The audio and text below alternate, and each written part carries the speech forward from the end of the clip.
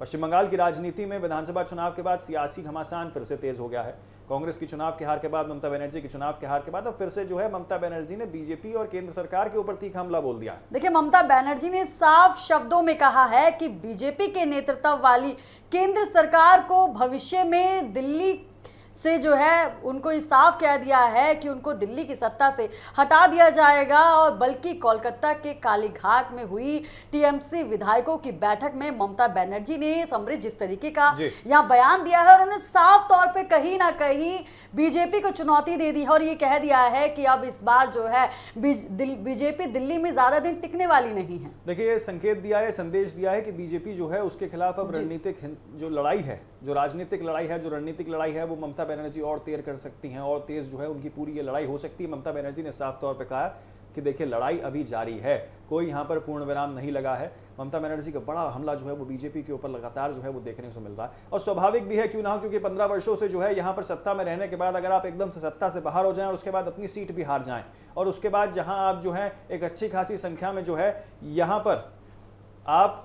सरकार बना रहे थे, आपकी सरकार थी, और एकदम से जो है आप यहाँ पर 80 सीटों पे आते हुए सिमटते हुए नजर आते हैं, तो ये अपने आप में कई सारे सवाल जो है वो खड़े कर देता है। और समृद्ध, देखिए, कहीं ना कहीं ये बयान ये दर्शाता है कि अभी भी ममता बनर्जी ने अपनी हार को स्वीकार नहीं किया है, क्योंकि देखिए, बयान जो निकलकर सामने आया है, चुनाव से पहले भी इस तरीके के बयान निकलकर आए थे। साफ तौर पर ममता बनर्जी ने खुद दावा किया था कि मैं बंगाल भी जीतूंगी, उसके बाद दिल्ली पर भी कब्जा करूंगी और मैं बीजेपी को बर्बाद कर देना चाहती हूं। तो जिस तरीके के बयान यहां पर निकल कर आए थे, हालांकि बंगाल में ममता बनर्जी अपनी सरकार नहीं बना पाई और उसके बाद वो दिल्ली का दावा करती हुई नजर आ रही हैं, तो कहीं ना कहीं समृद्धि दर्शा रहा है कि उन्होंने अभी तक अपनी हार को स्वीकार नहीं किया है। देखिए, ममता बनर्जी ने सबसे पहले जब प्रेस कॉन्फ्रेंस की थी उसके बाद भी इस चीज पर जो है अपनी सहमति जताई थी कि देखिए, मैंने हार नहीं स्वीकारी है। उसके बाद जब आगे जो है विधायक दल की बैठक होती है, तमाम विधायकों को बुलाया जाता है, तमाम नेताओं को बुलाया जाता है, उन सभी उम्मीदवारों को भी बुलाया जाता है जो हार गए थे, उन सबको बुलाने के बाद जब बैठक होती है, उसके बावजूद जो है यहाँ पर एक ही चीज सामने निकल के आती है कि दिल्ली की सत्ता से किस तरीके से बीजेपी को हटाया जाए। अब इस पे जो है ममता बनर्जी अड़ग हो गई हैं।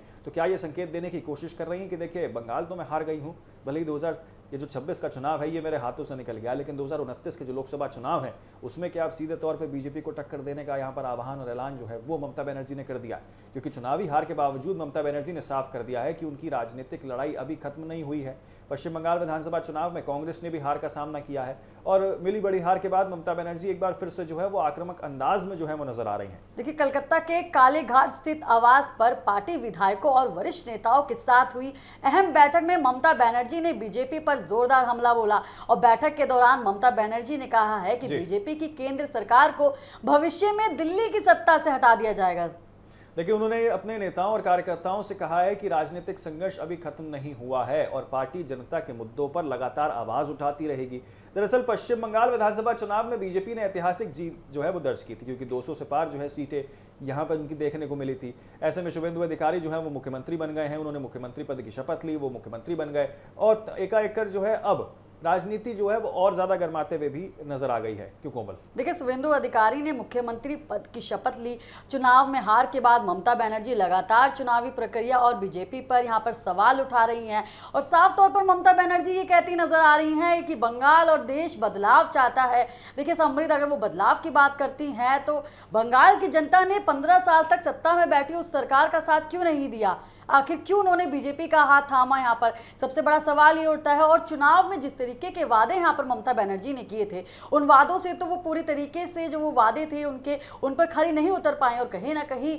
बीजेपी अपने वादों पर खरी उतर पाई, और जिस तरीके के बयान यहाँ बीजेपी ने दिए थे, जिस तरीके के दावे किए थे, उन पर बीजेपी खरी उतर आई। और वो साथ ही साथ शुभेंदु अधिकारी की सरकार बनने के बाद एक बड़े फैसले बंगाल में देखने को मिल रहे हैं, तो वहीं ममता बनर्जी बयानबाजी करते हुए नजर आ रही है। तो साफ तौर पर दर्शाता है कि इस वक्त ममता बनर्जी की टेंशन कहीं ज्यादा बढ़ चुकी है। बिल्कुल, देखिए, ममता बनर्जी हार के बाद जो है इस चीज से शायद उभर नहीं पा रही हैं कि देखिए मेरी हार हो गई है। और देखिए, 15 सालों का शासन कोई छोटा समय नहीं होता कोमल। ऐसे में आपसे वो जो सत्ता थी वो तो संभली नहीं, ऐसे में आप नई सत्ता को काबिज करने के लिए दिल्ली की ओर रुख कर रहे हैं और साफ तौर पर कह रहे हैं कि देखिए अब तो दिल्ली की ओर हम जाएंगे। तो जो सत्ता आपके पास पहले से थी आप वो बचा नहीं पाए, और अब नई सत्ता की ओर जो है आगे बढ़ रही है। अपने आप में देखिए काफी ज्यादा व्यंग वाली बात है। बहरहाल राजनीति है, कुछ भी यहाँ संभव हो सकता है, कभी भी समीकरण जो है वो बदल सकता है। लेकिन आपको बता दें किस तरीके से जो है यहाँ पर हमारी लड़ाई खत्म नहीं हुई है। ये बयान ममता बनर्जी ने बड़े आक्रामक तेवर में, क्योंकि उसके लिए जानी जाती हैं, उसी तेवर में दिया है और बीजेपी को दिल्ली की सत्ता से हटाया जाएगा, ये बात बार बार जो है यहाँ दोहराते हुए नजर आ रही है।